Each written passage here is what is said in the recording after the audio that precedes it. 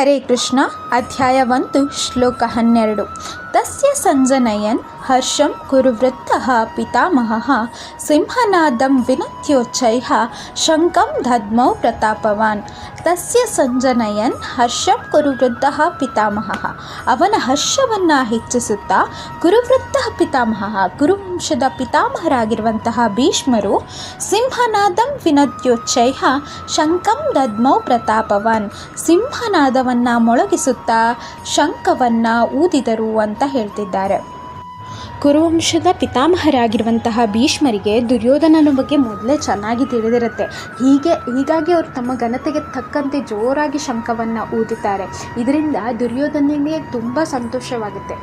ಯಾಕಂತ ಹೇಳಿದ್ರೆ ದುರ್ಯೋಧನನ ಪ್ರಕಾರ ಈ ಶಂಖದ ಸಂಕೇತ ಏನಂದರೆ, ಇನ್ನೇನು ಯುದ್ಧ ಪ್ರಾರಂಭವಾಗತ್ತೆ, ಇನ್ನೇನು ನಮಗೆ ಜಯ ಲಭಿಸುತ್ತೆ, ಅಷ್ಟು ರಾಜ್ಯ ನಮ್ಮದಾಗತ್ತೆ ಅನ್ನೋ ಭ್ರಮೆಯಲ್ಲಿ ಅವನಿರ್ತಾನೆ. ಆದರೆ ಈ ಶಂಖದ ಮೂಲ ಉದ್ದೇಶ ಏನು ಅಂತ ಭೀಷ್ಮನಿಗೆ ಮೊದಲೇ ಚೆನ್ನಾಗಿ ತಿಳಿದಿರುತ್ತೆ. ಯಾಕಂತ ಹೇಳಿದ್ರೆ ಪಾಂಡವರಿಗೆ ಜಯವಾಗುವುದು. ಯಾಕಂತ ಹೇಳಿದ್ರೆ ಪಾಂಡವರ ಪರವಾಗಿ ನಿಂತಿರುವುದು ಭಗವಾನ್ ಶ್ರೀಕೃಷ್ಣ ಪಾಂಡವರ ಪರವಾಗಿರುವಾಗ ದುರ್ಯೋಧನನಿಗೆ ಜಯ ಲಭಿಸುವುದಾದರೂ ಹೌದಾ?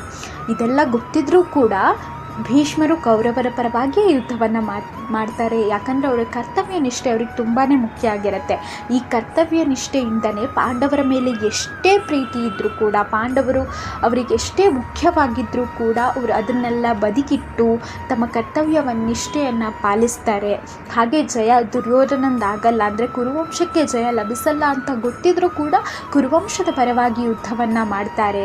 ಹಾಗೆ ಆ ಯುದ್ಧವನ್ನು ಪ್ರಾರಂಭಿಸಲು ನಿಶ್ಶಬ್ದವಾಗಿರುವಂತಹ ಯುದ್ಧ ಭೂಮಿಯಲ್ಲಿ ಇನ್ನೇನು ಯುದ್ಧ ಪ್ರಾರಂಭ ಆಗತ್ತೆ ಅನ್ನೋ ಸಂಕೇತವನ್ನು ಮೊಳಗಿಸುವುದಕ್ಕೋಸ್ಕರ ಭೀಷ್ಮರು ಶಂಖವನ್ನು ಊದುತ್ತಾರೆ.